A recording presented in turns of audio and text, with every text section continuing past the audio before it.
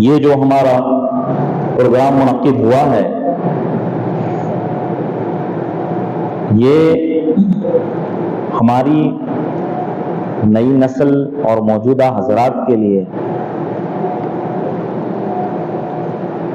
ایک بہترین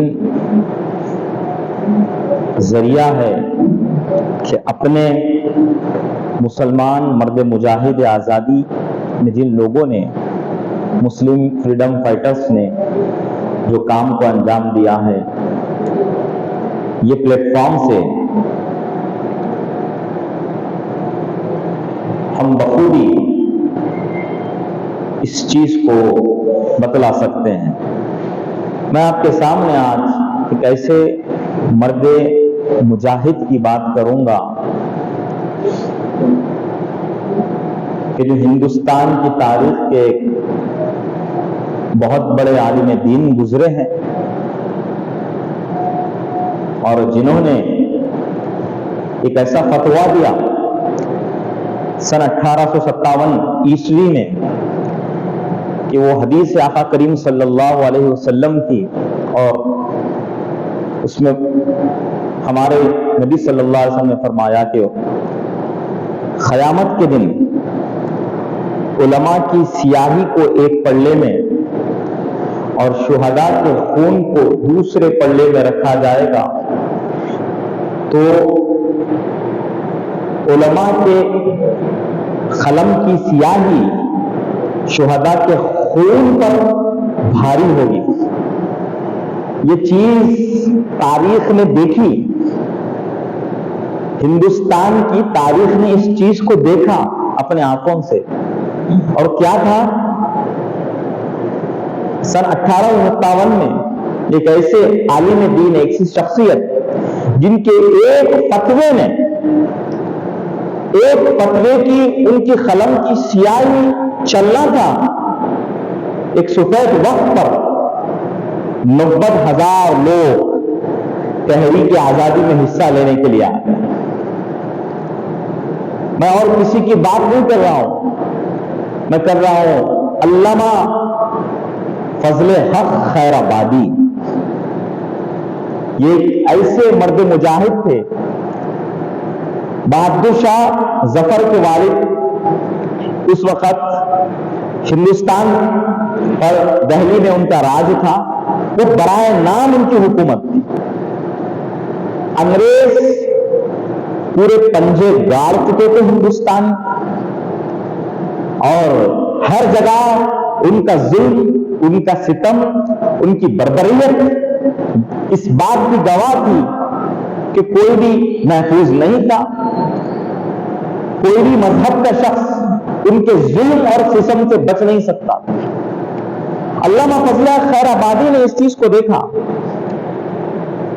اور آپ نے سوچا کہ اگر ایسا ہی رہا تو انگریز ہمارے ذہنوں میں چھا جائے گا، یہ ہم کو اپنا غلام بنائے گا، آپس میں لڑوائے گا، اور اس ملک پر پوری طرح سے طاقت کے ساتھ قابض ہو جائے گا، اور ہم کچھ نہیں کر سکیں گے۔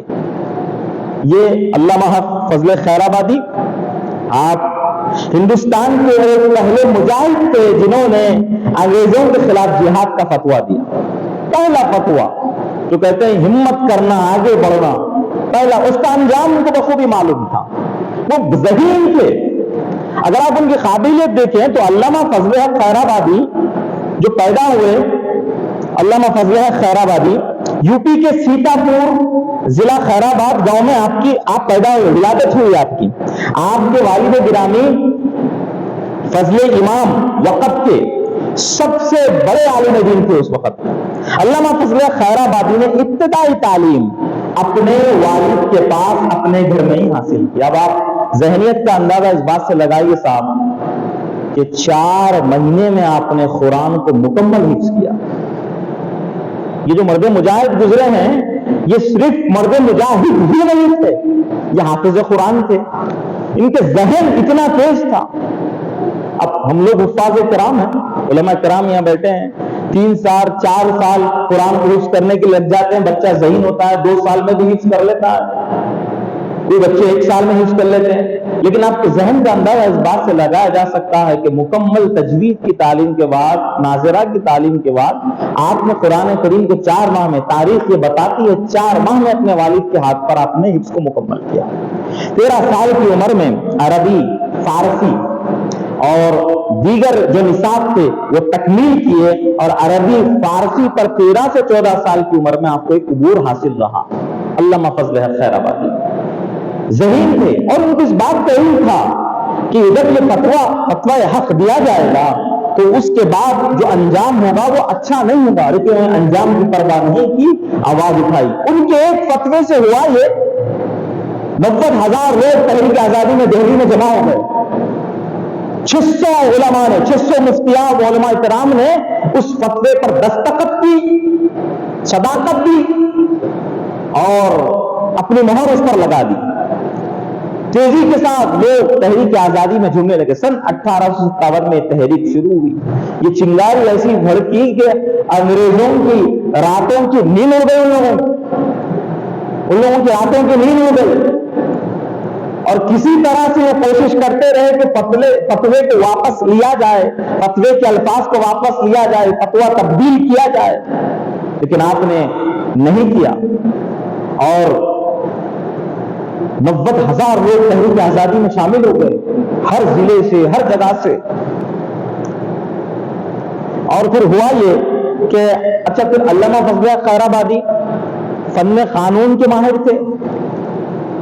32 سال تک انہوں نے مختلف عدالتوں میں خدمات انجام دی، اعلیٰ سے اعلیٰ مقام پر فائز رہ کر خدمات انجام دی۔ ماہر فن قانون تھے، لائر تھے، وکیل بھی تھے، ان کی قابلیت بہت تھی۔ مرد جو مجاہد ہیں، مسلمان مرد مجاہد، آپ دیکھ لیں، یہ تاریخ بتاتی ہے کہ یہ لوگ، ان کی ایبیلٹی، ان کی قابلیت کا کوئی ثانی اس زمانے میں نہیں تھا۔ فی زمانے کے، اپنے زمانے کے بڑے بڑے قابل لوگ تھے جنہوں نے اس میں حصہ لیا، نوجوانوں کو موٹیویٹ کیا، حقائق سے آگاہ کیا۔ جن کے دلوں میں جان و مال کا ڈر تھا، ان کے دلوں سے جان و مال کا ڈر نکالا۔ اور فتویٰ کون سا تھا؟ فتویٰ تھا انگریزوں کے خلاف جہاد کا فتویٰ تھا۔ فتویٰ یہ دیا کہ جہاد کا فتویٰ انگریزوں کے خلاف۔ 600 مفتیان و علماء کرام کی دستخطیں اس پر موجود تھی۔ لوگ در بدر شامل ہوتے گئے، زار و قطار لوگ آتے گئے، شامل ہوتے گئے۔ اور پھر یہی نہیں، آپ کی قابلیت کا اندازہ آپ یہ بات سے لگائیں گے، آپ بلند پائے کے شاعر بھی گزرے، علامہ فضل حق خیر آبادی، علامہ فضل حق خیر آبادی، مرزا غالب، نام تو سنے ہوں گے آپ، بڑے شاعر ہیں۔ وہ اپنی شاعری کی اصلاح علامہ فضل حق خیر آبادی سے کرواتے تھے، اور علامہ فضل حق خیر آبادی نے مرزا غالب کی شاعری کی اصلاح کی۔ اس میں جو شاعری کی ابتدائی چیزوں میں جو غلطیاں ہوتی ہیں اس کو درست فرمایا۔ قابل شخصیت علامہ فضل حق خیر آبادی، اور جن کا جاننا ہمارے لیے ضروری ہے، اور خاص طور سے نوجوان نسل کے لیے تو ضروری ہے۔ سن 1857 میں ایک ایسا پہلا مرد مجاہد تھا جنہوں نے جہاد کا فتویٰ انگریزوں کے خلاف دیا، حق و صداقت کے ساتھ۔ اور پھر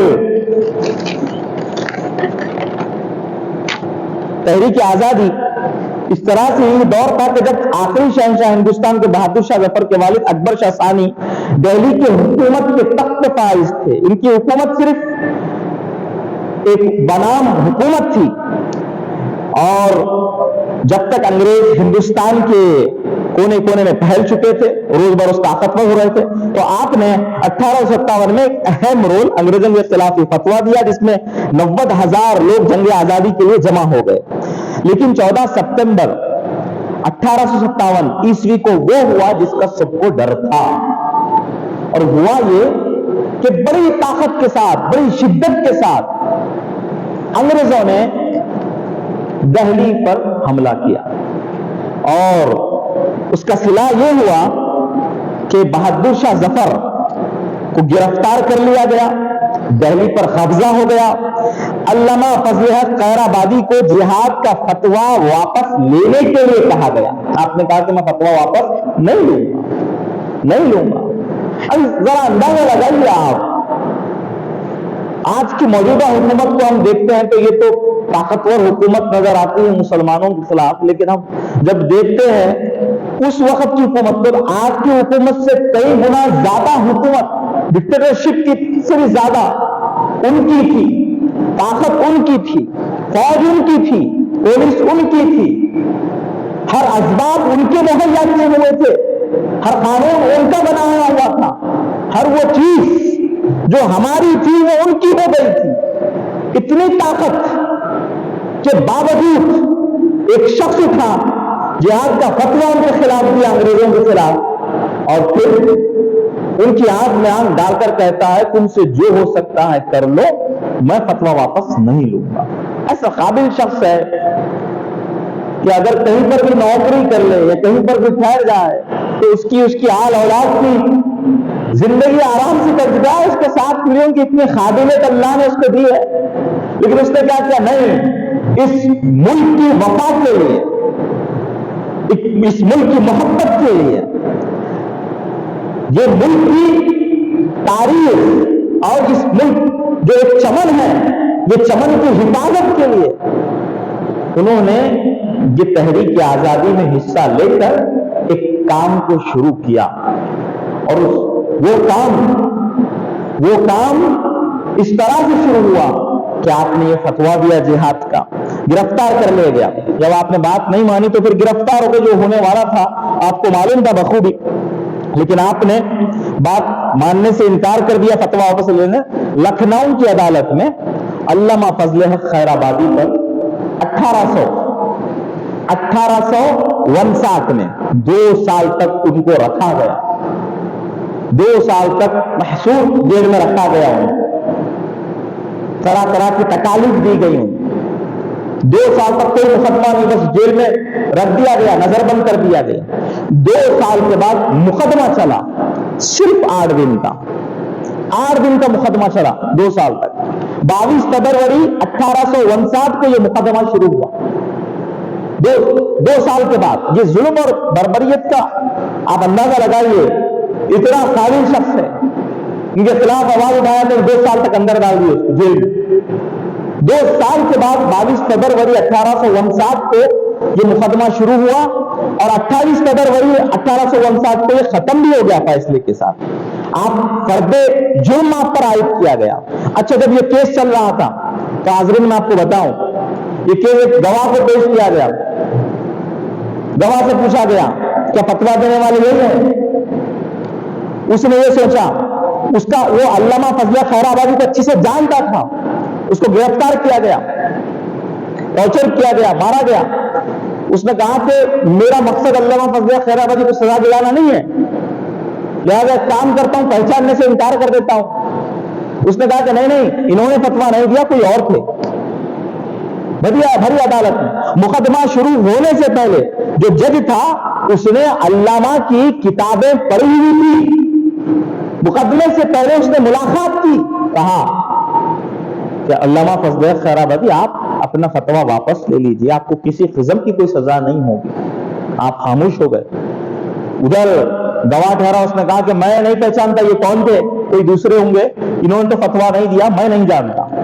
اب جج نے علامہ فضل خیر آبادی سے پوچھا کیا آپ نے فتویٰ دیا انگریز حکومت کے خلاف جہاد کا؟ اگر دیا ہے تو کیا آپ اس کو واپس لیں گے؟ اور وہ جج کو یقین تھا کہ علامہ فضل خیر آبادی بات مان لیں گے، وہ انکار کر دیں گے۔ انہوں نے کہا، گواہ کی طرف اشارہ کرتے ہوئے کہا، جج صاحب یہ جو گواہ دکھ رہے ہیں شاید انہوں نے مجھ کو اچھے سے پہچانا نہیں، یہ شاید مجھ کو بچانا چاہتے ہیں۔ یقینی بات یہ ہے کہ ہاں میں نے ہی ظالم انگریز حکومت کے خلاف دیا ہے فتویٰ، میں نے ہی دیا، کسی اور نے نہیں دیا۔ جج سر پکڑ لیا، تاریخ کے الفاظ آتے ہیں اسی طرح سے جو ہے گواہ بھی سر پکڑ لیا، اور فرد جرم آپ پر عائد کیا گیا علامہ فضل خیر آبادی پر۔ جب آپ پر جرم عائد کیا گیا تو آپ کو کالے پانی کی سزا دی گئی، جو بنگال کا ایک جزیرہ ہے اندوار، کالے پانی کی سزائیں خاص ان ہندوستانی نوجوانوں کے لیے بنائی گئی تھی، کالے پانی کی جیل جو تحریک آزادی میں حصہ لیں گے کہ ہم ان پر وہاں پہ ظلم کریں گے, اپنی بربریت دکھائیں گے, اپنی طاقت کے زور پر ہم دوسروں کی آواز کو دبائیں گے. یہ تاریخ ہے, یہ تاریخ ہے کہ جس ملک میں یہ آج بھی تاریخ کی یہ بات ہم پر لاگو ہوتی ہے کہ آج جو ملک کے ہمارے حالات ہے کہ جہاں پہ اقلیتوں کی ترقی نہیں ہوتی ہے وہاں ملک پیچھے چلا جاتا, اور یہ بات شاہد ہے, تاریخ اس بات کو بتلاتی ہے. جس ملک میں اقلیتوں ترقی کے لیے کام نہیں ہوتا بلکہ ان کی رکاوٹوں کے لیے کام نہیں ہوتا, وہ ملک اپنے آپ پیچھے ہو جاتا. اور آج وہی ہو رہا ہے, اقلیتوں کو دبایا جا رہا, ملک اپنے آپ پیچھے ہو جا رہا. اور کالے پانی کی جیل تو ایک ایسی سزا تھی کہ میں آپ کو بتلاؤں, آپ بخوبی جانتے ہوں گے لیکن پھر بھی بتلاتا چلوں کہ وہاں کا پانی جانور بھی پینا پسند نہیں کرتے تھے, وہاں کا پانی جانور بھی پینا پسند نہیں کرتے تھے. علامہ فضل حق خیر آبادی کی اہلیہ, آپ کے فرزند مولوی شمس الدولہ, مولوی شمس الحق, آپ کی اہلیہ علامہ فضل حق خیر آبادی, تاریخ بتلاتی ہے کہ آپ کی راتیں گزر جاتی نماز تہجد اور راتیں دعا آپ کو حق ملنے کے لیے, اور اسی طرح سے آپ کو آزاد کرنے کے لیے ان کی راتیں گزر جاتی اللہ رب العالمین سے دعا مانگتے مانگتے. تاریخ یہ فلسفہ اپنے جب پلٹاتی ہے تو صاحبو ایک دردناک فلسفہ ہے کہ ایک بیٹا اپنے والد کو, اپنے باپ کو جیل میں دیکھتا. حافظ محمد علی صاحب آئے ہیں جو آئمہ و موزن کے آل انڈیا کمیٹی کے صدر اوپر. ہمارے درمیان میں ایک معزز شخصیت حافظ محمد علی صاحب تشریف لائے ہیں جو آل انڈیا مسجد ائمہ موزنین کے صدر ہیں. آپ سے التماس اور گزارش کی جاتی ہے کہ آپ ڈائس پر تشریف لائیں. صاحب اور دوستو, حاضرین اکرام, جب آپ جیل میں تھے تو آپ بتلاتے ہیں کہ وہ کھانا آپ کو دیا جاتا جو دمبا اور بکرا, جو جانور جو کھانا کھاتے وہ کھانا آپ کو دیا جاتا. پانی میں ایسے کیڑے تھے جس کی بو سے جانور بھی وہ پانی نہیں پیتے تھے, وہ پانی آپ لوگوں کو دیا جاتا. بیچ سمندر میں جزیرہ انڈمان, اس کے اوپر جزیرہ جو ہے اس کے اوپر جیل پاتے ہیں, کالا پانی کی سزا جو تھی آپ کی. آپ کے فرزند مولوی شمس الحق کافی محنت کیے ہیں آپ کی آزادی کے لیے, ضمانت کے لیے کافی مشقت کی آپ نے, مشقت کی. اور انگریز جو جیلر تھا اس کو ترس آ گیا, مطلب اتنا قابل آدمی, اتنا قابل انسان ہے. اس نے کہا آ کے کہ آپ بس یہ کہہ دیجئے کہ فتویٰ میرا نہیں ہے, باقی کا سب میں سنبھال لوں گا. آپ نے کہا نہیں, آپ نے کہا ہرگز نہیں, جو چیز میں نے کہی ہے وہ کہی ہے اور یہ حق ہے. یہ ملک انگریزوں کی غلامی سے, ان کی ظلم سے, ان کی بربریت سے, ان کی ظالمانہ رویے سے یہ ملک کو آزادی چاہیے اور آزادی ہوگی, اور یہی آپ کا کردار رہا ہے. صاحب اور دوستو, علامہ فضل حق خیر آبادی نے جیل میں کئی سال گزارے اور کافی جدوجہد کے بعد آپ کے فرزند کے ہاتھوں وہ ضمانت کا لیٹر لگا, وہ ضمانت کا سرٹیفکیٹ ملا, اور وہ دوڑتے ہوئے اپنے گھر سے اس جزیرے کی طرف گئے تو بہت دیر ہو چکی تھی. حالت یہ تھی کہ کسی کے جنازے کی تیاری چل رہی تھی اور آپ کو اطلاع نہیں تھی. کمیونیکیشن سسٹم اس وقت اتنا تو لوگ نہیں تھا جس سے آج ہے. تو وہ جا کر بہت روئے, پریشان ہوئے, بہت دیر ہو چکی تھی. اور پھر آپ کی نماز جنازہ ہوئی, تدفین عمل میں آئی. آپ کے یہ الفاظ تھے کہ جب ہندوستان آزاد ہو جائے، تاریخ یہ الفاظ کہتی ہے ہندوستان آزاد ہو جائے تو ہندوستانیوں مجھ کو آ کر اطلاع دے دینا، اور یہ ایک دن ہوگا انشاءاللہ۔ یہ الفاظ تھے، آپ کے الفاظ تھے، یہ ایک دن ہوگا جب ہندوستان آزاد ہو جائے تو مجھ کو آ کے آواز دے دینا۔ بہرحال یہ آخری الفاظ تھے علامہ فضل الحق خیر آبادی کے۔ صاحبوں اور دوستوں، معزز حاضرین، ہم کو آپ کی اس تاریخ سے ہندوستان کی ہم کو یہ پیغام ملتا ہے کہ ہمیشہ حق کا ساتھ دیں۔ یہ وہ لوگ ہیں، اگر یہ نہ ہوتے تو پھر ہندوستان جو ہمارا ایک سنہرا چمن ہے جس کے ہم پھول بنے ہوئے ہیں، یہ نئے پھول ہوتے نئے چمن ہوتا، سب مرجھا جاتا۔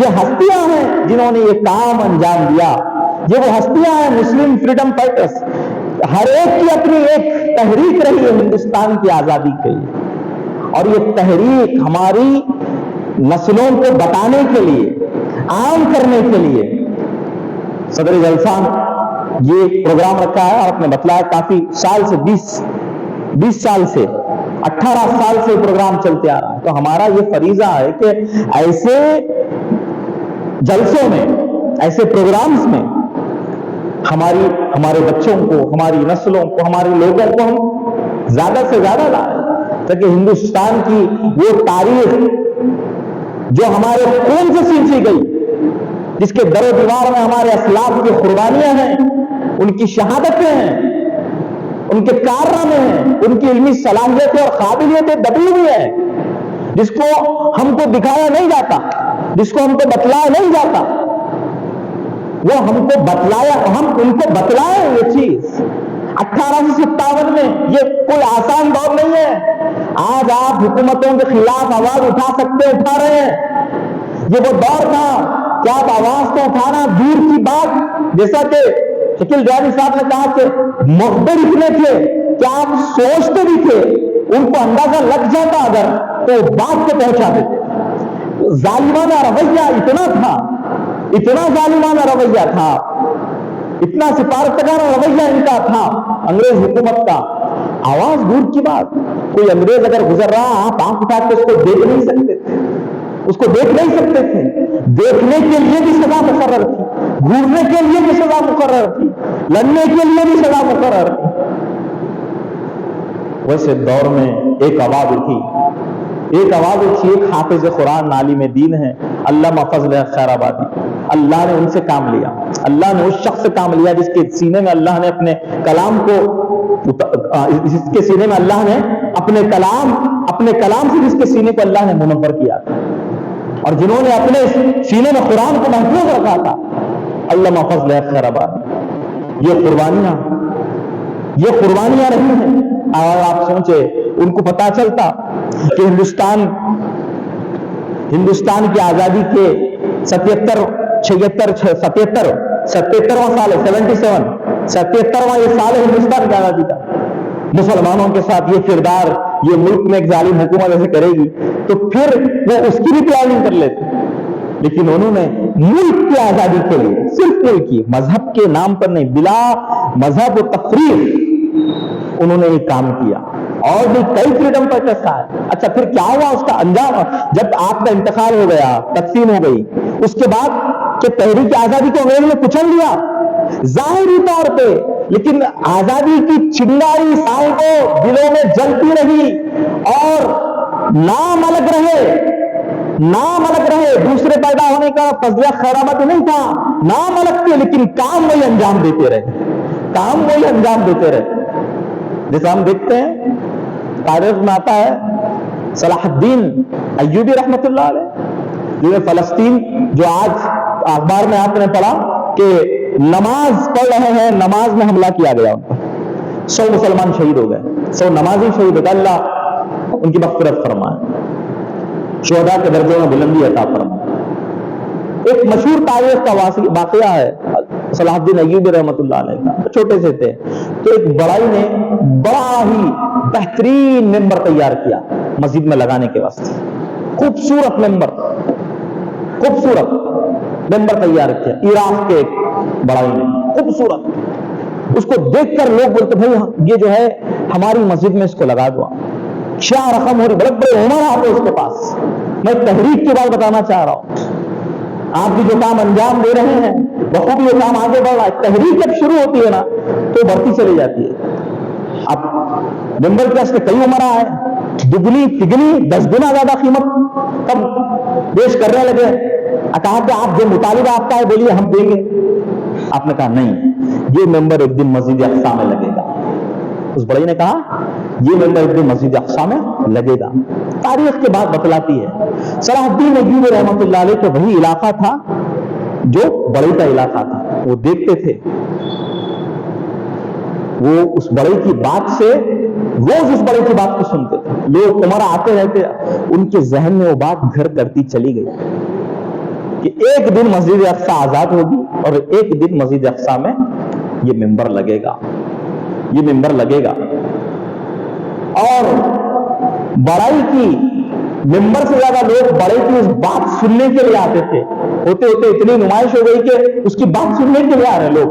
ممبر کو کم دیکھ رہے، اس کی بات اس کے انداز کے لیے آ رہے ہیں. کیا دیوانہ بڑائی ہے، کہہ رہا ہے کہ مسجد اقصی بھی کبھی آزاد ہوگی، مسجد اقصی بھی کبھی آزاد ہوگی. بات سننے کے لیے آتے تھے. صلاح الدین ایوبی رحمۃ اللہ علیہ کے ذہن میں 7 سے 8 سال کی عمر میں دماغ اور دل میں بات گھر کر گئی کہ نہیں، ایک دن مسجد اقصی کو آزاد ہونا ہی ہے. اور اس مقصد کو لے کر ہم آگے بڑھے. جس دن مسجد اقصی اللہ نے آپ کے ہاتھوں سے آزاد کروائی، اللہ نے فتح دی، اسی دن آپ نے اس ممبر کو مسجد اقصی میں لگا دیا. تحریک آزادی علامہ فضل خیرآبادی کی صاحب وہ ایسی ہی رہی ہے. آپ نے تحریک آزادی شروع کی، اپنی جان کو قربانی دی. تحریک کو انگریزوں نے ظاہری طور پر کچلا، لیکن وہ تحریک کچلی نہیں گئی. وہ تحریک اور بڑھتی گئی اور بڑھتی گئی، ایجیٹیشن اور بڑھتا گیا.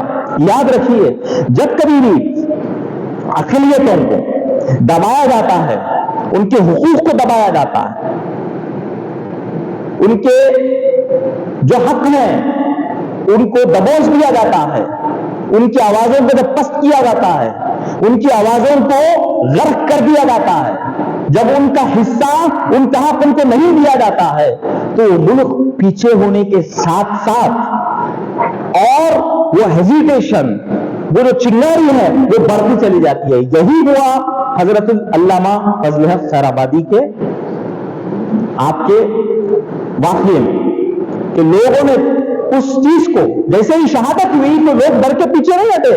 کہا کہ نہیں، ہم تحریک کا ذمہ لیتے ہیں، ہم آگے بڑھتے ہیں، ہم اس تحریک کو آگے چلاتے ہیں. تو ہمارا بھی یہ کام ہے کہ ہم اپنے مسلم فریڈم فائٹرز، ہمارے مسلمان مرد مجاہد جنہوں نے جنگ آزادی کے لیے جنگیں لڑی، شہادت کی قربانیاں دی. یہاں پر قابل ترین حضرات خضر جلسہ بھی بیٹھے ہوئے ہیں. تو میرے ذہن میں کبھی کبھی آتا ہے کہ بچوں کو اسکولز میں ایک ایسا اردو میں ہی ایک ایسا ایکسٹرا دے دیا جائے سبجیکٹ کوئی بھی، جس میں صرف مسلم مرد مجاہدوں کے تعلق سے پڑھایا جائے، کہ کم سے کم ان کو بتلایا جائے. کم سے کم آج ہم ان کی تاریخ پڑھنا تو دور کی بات، ان کی تاریخ جاننے کی کوشش بھی نہیں کرتے. ان کی تاریخ جاننے کی کوشش بھی نہیں کرتے. ان کی تاریخ جاننی چاہیے، پڑھنی چاہیے، کیونکہ کوئی پڑھنا نہیں چاہ رہا الگ بات، لیکن تاریخ اپنے الفاظ کبھی مٹا نہیں سکتی.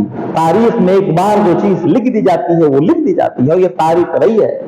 دیگر علماء کرام کو، دیگر مخررین کو آپ کو سننا ہے. میں اپنی بات کو اس بات پر ختم کروں گا کہ ہم نے بھی جانیں دی ہیں، خوب شہادتیں دی ہیں اس چمن کے لیے، اور اہل چمن کہتے ہیں یہ چمن ہمارا ہے تمہارا نہیں. برحمتک یا ارحم الراحمین، الحمد للہ رب العالمین. السلام علیکم ورحمۃ اللہ وبرکاتہ. جزاک اللہ خیر. یہ ڈاکٹر محمد عبداللطیف صاحب نے تعلیم دیتا ہے، تو یقیناً آپ کی باتوں سے ہمیں یہ سبق ملتا ہے کہ امہ اسلام کی جو خدمات ہے، قابل خدمات ہے، جنہوں نے اپنی جان و مال سے قربانی دے کر ملک کو بھیجا ہے، ان کو آزادی دلائی ہے. اس کے بعد میں آج سے ہمارے ایک اور مہمان فضیلت الشیخ عبدالصمد روحی صاحب سے گزارش کرتا ہوں کہ آپ آئے اور سامعین سے خطاب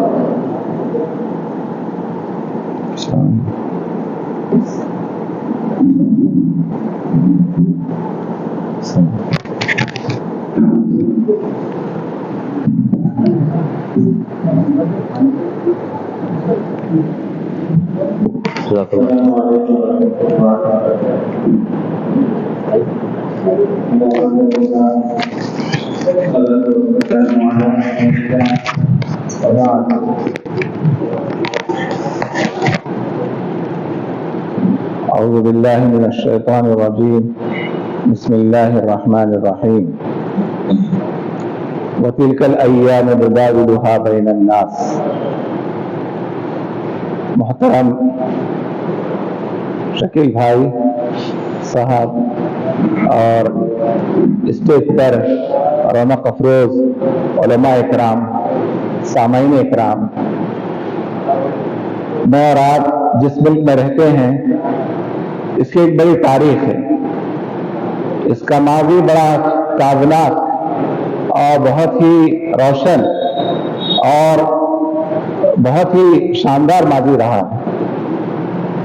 ابھی ہم حال میں ہیں اور مستقبل کا اللہ ہی محافظ ہے. اس ملک پر اللہ تعالیٰ نے مسلمانوں کو 1000 سال حکومت کرنے کا موقع دیا. 1 دن نہیں، 2 دن نہیں، 1 سال نہیں، 2 سال نہیں، 1000 سال حکومت کرنے کا موقع دیا. مسلمانوں نے اس ملک کو بہت سنوارا، سجایا اور بہتر سے بہتر بنانے کی کوشش کی. اس ملک کو بہت دیا ہمارے آبا و اجداد نے، بہت دیا، بہت دیا، اور اتنا دیا کہ ایک لمبی مدت تک یہاں کے لوگ ان چیزوں سے فائدہ اٹھاتے رہیں گے. لیکن ہمارے وہ سلاطین نہ اسلام کے لیے جیسے محنت کرنی ہے نہیں کی، اور امت مسلمہ کے لیے جیسے محنت کرنا نہیں کیا، جس کا خمیازہ میں اور آپ آج حال میں بھگت رہے ہیں. 1000 سال حکومت کوئی معمولی بات نہیں ہے، بہت بڑی بات ہے، بہت بڑی بات ہے. لیکن ہماری مستی، ہمارے خواب و غفلت میں دشمن کو چوکنا کیا اور دشمن نے ہم سے حکومت کو چھینا اور قابض ہوئے، اور ہمارے آخری بادشاہ کو انہوں نے جیل کی سلاخوں کے پیچھے ڈال دیا. تاریخ گواہ ہے کہ ان حالات میں مسلمان پریشان نہیں ہوئے، ہمت سے حالات کا ڈٹ کر مقابلہ کیا. ابھی آپ نے مولانا فضل حق خیر آبادی اور مولانا شمس الحق خیر آبادی کی بارے میں بڑی تفصیل سے باتیں سماعت فرمائی. میرے سامنے علماء کی ایک بڑی تعداد ہے جنہوں نے اس ملک کی بقا کے لیے، اس ملک کے استحکام کے لیے اور اس ملک کو بہتر سے بہتر بنانے کے لیے انگریز سامراج کے خلاف ڈٹ کر مقابلہ کیا، جن کی قربانیاں بھلائی نہیں جا سکتی. تاریخ کے ان صفحات پر روشن ہے اور رہے گی ابد الآباد انشاءاللہ. میری مراد شہداء بالا کوٹ، شہداء علماء صادق پور اور ریشمی رومال کی تحریک، علی برادران کی تحریک، اور اسی طرح سے جو ہے بے شمار تحریکیں اٹھی، بہت سے مومنٹ اٹھے انگریز کو بھگانے کے لیے، کیونکہ حکومت مسلمانوں کی گئی تھی. درد جتنا مسلمانوں کو ہوا کسی اور کو نہیں ہوا. عجیب ستم ظریفی یہ ہے، ہماری تاریخ کو مسخ کر دیا گیا، ہماری تاریخ کو مٹا کر رکھ دیا گیا. چاہے کوئی بھی حکومت ہو، سب کے سب مجرم ہیں، سارے کے سارے مجرم ہیں. کوئی حکومت مسلمانوں کی خیرخواہ نہیں ہے. آج تقریباً 78 سال ہونے آ رہے ہیں. انہوں نے مسلمانوں کی خون کی ہولی، مسلمانوں کی خون ہولی کھیلی، مسلمانوں کی معیشت کو برباد کیا، سماجی اعتبار سے مسلمانوں کو پیچھے کیا، تعلیمی اعتبار سے پیچھے کیا. الغرض ہر طرح سے امت کو پیچھے ڈھکیل کر رکھ دیا، چاہے کوئی بھی پارٹی ہو، کوئی مسلمانوں کے مفاد میں نہیں۔ معاملہ یہ ہے کہ ہمارا تعلق اللہ سے جیسے ہونا چاہیے نہیں رہا۔ وہ مجاہدین آزادی ملک کی بقا کے لیے، ملک کے استحکام کے لیے بڑی بڑی قربانیاں دی، وقت کی قربانی، مال کی قربانی، جان کی قربانی، تب کہیں یہ ملک انگریزوں کے چنگل سے آزاد ہوا اور مسلمانوں نے اس ملک کو یہاں کے باشندوں کے حوالے کیا۔ لیکن علماء کا نام نہیں لیا جاتا۔ میرے سامنے ایک پرچی، اس میں فریڈم فائٹر کتنے مسلمانوں کے نام ہے ذرا دیکھ لیجیے آپ۔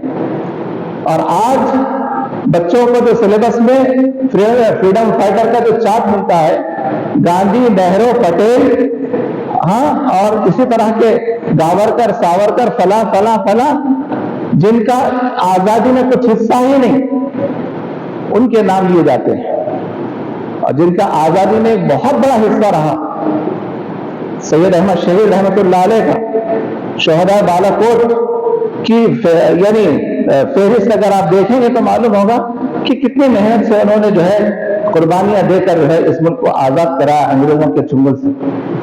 افسوس کی بات یہ ہے کہ ہمارے شکیل بھائی 18 سال سے کوشش کر رہے ہیں اویئرنیس لانے کی، بیداری لانے کی امت میں ایک طرح کا جو ہے یعنی بھلا ہوا سبق اس کو یاد دلایا جائے، لیکن نوجوان آتے نہیں، نہ اپنی تاریخ سے واقف ہے، نہ اپنی تاریخ سننے سے واقف ہے۔ اور ہم کو آزادی کے بعد ہمارے اوپر ایک ٹائٹل لگایا گیا ہے، اقلیت۔ یاد رکھیے ٹائٹل جھوٹا ٹائٹل ہے یہ۔ ہم اس ملک کی دوسری بڑی اکثریت ہیں، ہم اس ملک کی دوسری بڑی اکثریت ہیں۔ ہم سے کہا جاتا کہ تم کو تمہارے رائٹس نہیں ملیں گے، تم حکومت کے بھکاری ہو، یعنی حکومت سے اپنے حق کو مانگتے ہو۔ یاد رکھیے حکومت سے حق مانگنا کوئی قانونی جرم نہیں، بلکہ یہ ہمارا رائٹ ہے۔ ہم اس ملک کے اول درجے کے شہری ہیں، ہم اس ملک کے اول درجے کے شہری ہیں۔ ہم مایوس نہ ہوں، ڈرے نہیں، مرعوب نہ ہوں، بلکہ حکومت وقت کے آنکھوں میں آنکھیں ڈال کر بات کرے۔ یہ ہماری بہادری، یہ ہمارے اخلاق نے ہم کو درس دیا، سبق دیا۔ لیکن آپ دیکھیے فسادات کی اگر میں تاریخ گنانا شروع کروں تو وقت ناکافی ہوگا، چاہے میرٹھ کے فسادات ہو یا ملیانہ کے، یا حیدرآباد کے فسادات ہو یا بھاگلپور کے، ان سب کے ذمہ دار کون ہیں آپ بخوبی واقف ہیں آپ۔ یہ ملک کے غدار جنہوں نے مسلمانوں کو تباہ کرنے کی سازشیں کی، چاہے گجرات کے فسادات ہو، پوری دنیا جانتی ہے۔ ان سارے حالات کے باوجود ہندوستان کا یہ زخمی مسلمان ہمت نہیں ہارا، اور الحمدللہ اپنی زندگی کا سفر طے کرنے کے لیے نکل پڑا ہے۔ قابل مبارکباد ہے مسلمان۔ تو ہم کو بھی چاہیے کہ ہم ہر اسکول میں مسلمان مجاہدین آزادی کے نام بتائیں، اور مسلمانوں نے ہر دور میں اس ملک کو دیا، آزادی سے پہلے بھی دیا، آزادی کے بعد بھی دیا۔ آزادی کے بعد اس ملک کو دنیا کا سپر پاور ملک بنایا، کوئی غیر مسلم نے نہیں بنایا بلکہ ایک مسلمان نے بنایا، APJ عبد الکلام نے بنایا۔ تو اندازہ لگائیے کہ مسلمانوں نے کتنی خدمت کی اس ملک میں، کتنی خدمت کی، لیکن مسلمانوں کو پیچھے ڈھکل کر رکھ دیا جاتا ہے۔ ابھی بجٹ آیا پارلیمنٹ میں، کتنا مختصر، اونٹ کے منہ میں زیرہ، مسلمان 40 کروڑ ہیں اور ان کو جو بجٹ دیا جا رہا ہے ایک معمولی۔ ہم حکومت سے بھیک نہیں مانگ رہے ہیں، اپنا رائٹ مانگ رہے ہیں، اپنا حق مانگ رہے ہیں۔ کیوں؟ ہم بھی ٹیکس پے ہیں، صبح سے شام تک کتنا ٹیکس دیتے ہیں ہم؟ موبائل میں ریچارج کر رہے ہیں، حکومت کو ٹیکس دے رہے ہیں، صابن لے رہے ہیں، حکومت کو ٹیکس دے رہے ہیں، ابھی ہم نے چائے پیا، ٹیکس، چائے کی پتی پر ٹیکس، ہر چیز پر ٹیکس، صبح سے شام تک ایک ڈھیر ہے ٹیکس کا۔ لیکن اس کے باوجود ہم سے کہا جاتا کہ تم دیش سے محبت کرنے والے نہیں ہو، دیش گروہی ہو، اور دیش کی محبت تمہارے دلوں میں نہیں. یاد رکھیے ہم کو اس زمین سے جتنی محبت ہے کسی اور قوم کو نہیں. ہم زندہ بھی ہیں تو اس کے اوپر عزت کے ساتھ ٹھہرے ہیں اور اس دنیا سے جا بھی رہے ہیں تو اسی مٹی کا پیوند خاک بن رہے ہیں. اور کیا ہونا ہے؟ ہماری محبت کا کیا ثبوت مانگا جاتا ہے؟ ہم لوگ بہت ڈرنے والے ہو گئے ہیں اور حکومت وقت کی آنکھوں میں آنکھیں ڈال کر بات کرنا ہمارے سلف صالحین کی یعنی تاریخ رہی. حضرت ربیع بن عامر رضی اللہ تعالیٰ عنہ بہت بڑے صحابی رستم وقت رستم کے دربار میں گئے. رستم نے کہا ربیع کیسے آنا ہوا تمہارا؟ حضرت ربیع بن عامر جس انداز سے گئے اس کے دربار میں تلوار کو نیام سے نکال کر چیرتے ہوئے پورے قالین کو قیمتی قالین اس کو چیرتے ہوئے تلوار کی نوک سے رستم کے سامنے تلوار رکھ کر بیٹھ گئے اور حضرت ربیع بن عامر نے تعارف کرایا اپنا تعارف اور مسلمانوں کی آمد کا تعارف کرایا اور ظالم رستم کی آنکھوں میں آنکھیں ڈال کر بات کیا. اللہ تعالی اللہ نے ہم کو بھیجا ہے تیرے پاس تیرے ظلم سے انسانیت کو نکال کر عدل و انصاف کی طرف لے آئے ہیں. آج یہ ظالم حکمران ہم کو آنکھیں دکھاتے ہیں نہ جن کو کھانے کی تمیز معلوم نہ پہننے کی تمیز آتی ہے وہ قوم ہم کو آنکھیں دکھا رہی ہے اور ماب لنچنگ کے نام پر فلاں چیز کے نام پر فلاں چیز کے نام پر اب تو اوقافی جائیدادوں کو بھی ہڑپ کرنے کا پلان بنا رکھا ہے. یہ بڑی ظالم قوم ہے. ہم کو مایوس نہیں ہونا ہے. قرآن نے ہر وقت ہم کو سبق دیا وَلَا تَهِنُوا وَلَا تَحْزَنُوا وَأَنْتُمُ الْأَعْلَوْنَ إِن كُنتُم مُؤْمِنِينَ. تو ہم اس درس کو ہمیشہ پیش نظر رکھیں اور بتا دیں کہ اوقاف کی جائیداد یہ اللہ سبحانہ و تعالیٰ کی ملکیت ہے. اس پر کوئی قبضہ نہیں کر سکتا اس پر کوئی قبضہ نہیں کر سکتا اور ہم اس کا ڈر کر مقابلہ کریں گے تو یقیناً ہمارے بعد آنے والی نسلیں ہم کو یاد رکھیں گے. اگر ہم ڈر جائیں گے حالات سے سمجھوتا کر لیں گے تو آنے والی نسلیں شاید ہم کو اچھے نام سے یاد نہیں رکھیں گی. جس طرح آج ہم اپنے سلاطین کو کوئی اچھے نام سے یاد نہیں رکھتے ہیں کہ انہوں نے نہ اسلام کے لیے کچھ کیا نہ مسلمانوں کے لیے کچھ کیا جیسے کرنا چاہیے, جس کی وجہ سے آج ہم یہ حالات سے دوچار ہیں. خیر انہوں نے جو کچھ بھی کیا کچھ فائدہ تو ہوا امت کو, لیکن جیسے کرنا ہے ویسا نہیں کیا انہوں نے. یہ موضوع اتنا طویل ہے کہ میں کتنا آپ کے سامنے بتاتے جاؤں, وقت کم ہوگا, تو بہتر یہ ہے کہ میرے سے قابل ایک سے ایک علماء یہاں موجود ہیں.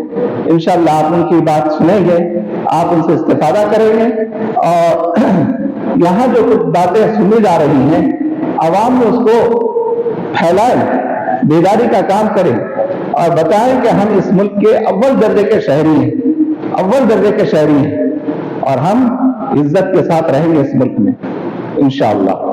اللہ تعالی ہم سب کو جب تک کہ اس ملک میں رکھے, عزت کے ساتھ رکھے, ایمان اور صحت اور سلامتی کے ساتھ رکھے اور ہم کو دعوت دین کا کام, تبلیغ دین کا کام, اشاعت دین کا کام اللہ تعالیٰ کرنے کی توفیق عطا فرمائے تاکہ ہم یہاں کی بھٹکی ہوئی انسانیت کو سیدھا راستہ بتائیں, ایمان کا راستہ, سلامتی کا راستہ, انصاف کا راستہ.